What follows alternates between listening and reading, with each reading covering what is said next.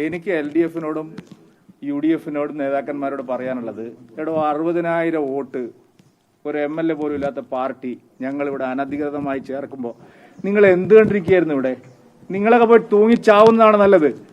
60,000 കള്ള വോട്ട് ഞങ്ങളിവിടെ ചേർക്കുമ്പോൾ കേരളത്തിലെ ഏറ്റവും വലിയ പാർട്ടി എന്ന് അവകാശപ്പെടുന്ന CPM-ഉം ഏറ്റവും വലിയ ജനപിന്തുണയുള്ള പാർട്ടി എന്ന് പറയുന്ന UDF-ന്റെയും പ്രവർത്തകർക്ക് അത് കണ്ടുപിടിക്കാൻ കഴിഞ്ഞില്ലെങ്കിൽ നിങ്ങൾ കെട്ടിത്തൂങ്ങി ചാവുന്നതാണ് നല്ലത്. ചിരിക്കേണ്ട സുഹൃത്തെ, സുരേന്ദ്രൻജി ഈ പറഞ്ഞതിൽ ഒരു വലിയ കാര്യമുണ്ട് കേട്ടോ. BJP-ക്കാർ ഈ കള്ളുവോട്ടൊക്കെ ചേർക്കുമ്പോൾ മറ്റൊരു ഉറങ്ങിക്കിടക്കുകയായിരുന്നു. അപ്പോൾ സുരേന്ദ്രൻജി പറഞ്ഞ ആ കാര്യം തന്നെയാണ് അതിൽ ശരിയെന്ന് ഒരുവിധ ആൾക്കാർക്കൊക്കെ തോന്നും.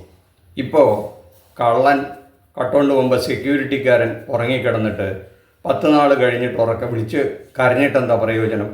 അപ്പോൾ അതിനുള്ള മറുപടി സുരേന്ദ്രൻജി പറഞ്ഞത് തന്നെയാണെന്ന് നമുക്ക് തോന്നും. അപ്പോൾ അത് ഗംഭീരായി. ഇനി നമുക്ക് മറ്റൊരാൾ പറഞ്ഞതും കൂടെ ഒന്ന് കേട്ടു നോക്കാം. അതെ, ഞങ്ങളെ മിടുക്കാണ്. സുരേന്ദ്രൻ പറഞ്ഞില്ലേ, ഇനിയും ചേർക്കും.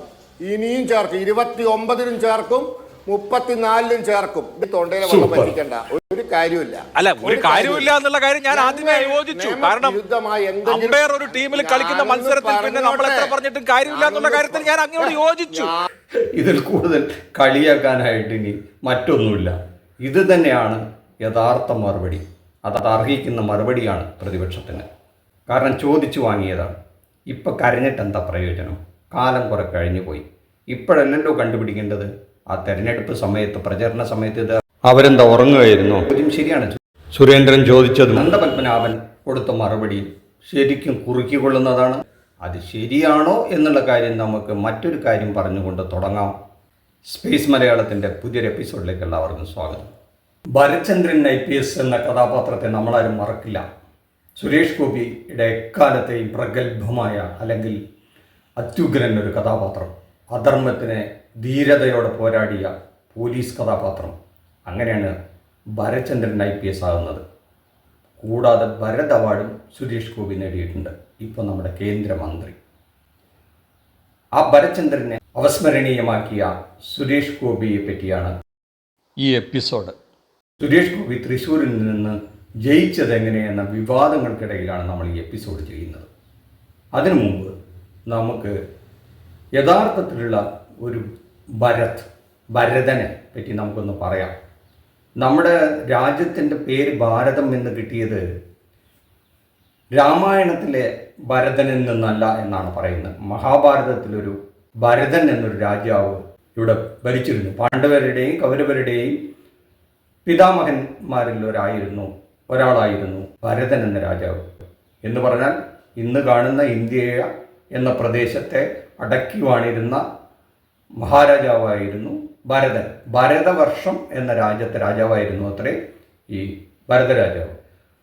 അദ്ദേഹത്തിൻ്റെ രാജ്യത്തിൻ്റെ പേരിൽ നിന്നാണ് നമ്മുടെ നാടിന് ഭാരതം എന്ന പേരുണ്ടായത് എന്നാണ് പറഞ്ഞു വരുന്നത് അല്ലെങ്കിൽ കേൾക്കുന്നത്.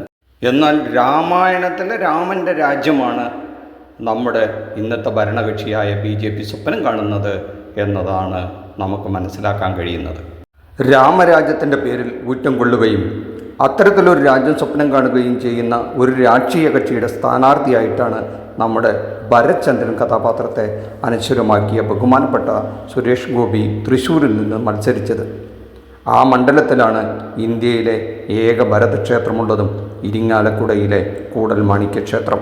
എന്നാൽ രാമായണത്തിലെ ഭരതനാകട്ടെ തൻ്റെ അമ്മയുടെ ദുരാഗ്രഹത്താൽ കാട്ടിലേക്ക് അയക്കപ്പെട്ട തൻ്റെ ജ്യേഷ്ഠ സഹോദരനെ ഓർത്ത് ഉള്ളുരുകി രാമൻ്റെ മെതിയടികൾ സിംഹാസനത്തിൽ വെച്ച് രാമൻ്റെ ഒരു പ്രതിനിധിയായി മാത്രം രാജ്യഭരണം നടത്തിയ ഒരു അദൃശ്യ നായകനായിരുന്നു.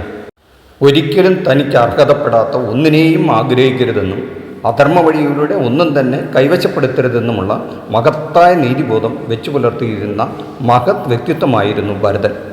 എന്നാൽ നമ്മുടെ തൃശ്ശൂർ മണ്ഡലത്തിൽ നിന്നും വിജയിച്ചു കയറിയ കേന്ദ്രമന്ത്രിയായിരിക്കുന്ന സുരേഷ് ഗോപിയുടെ വിജയത്തെക്കുറിച്ചുള്ള പ്രതിപക്ഷ കക്ഷികളുടെയും പ്രത്യേകിച്ച് കോൺഗ്രസ് പാർട്ടിയുടെയും ആരോപണങ്ങൾക്കുള്ള മറുപടിയാണ് സുരേന്ദ്രൻ്റെയും മറ്റൊരു BJP നേതാവിൻ്റെയും വാക്കുകളിൽ നിന്ന് നമ്മൾ ശ്രവിച്ചത്.